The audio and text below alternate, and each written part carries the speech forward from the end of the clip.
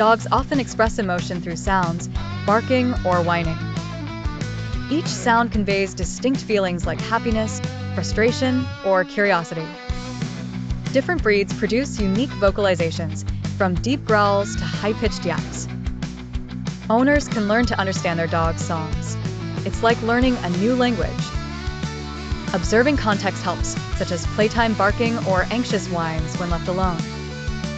Happy dogs might bark in excitement during walks or seeing their favorite toy. Growling can indicate warning or mood discomfort, demanding attention from owners. Whining might express longing or discomfort, especially before meals or walks.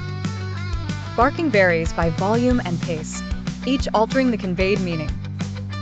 Understanding these songs deepens the bond between a dog and its owner. Consistent tones can establish familiar routines, such as calling for dinner. Dogs may sing in harmony with howling, often when they hear sounds like sirens. Recognize and respond to a dog's vocal cues to maintain good communication. Training helps in modifying any excessive or undesired vocal behavior effectively. Through patience and observation, owners can enjoy their pet's vocal symphony.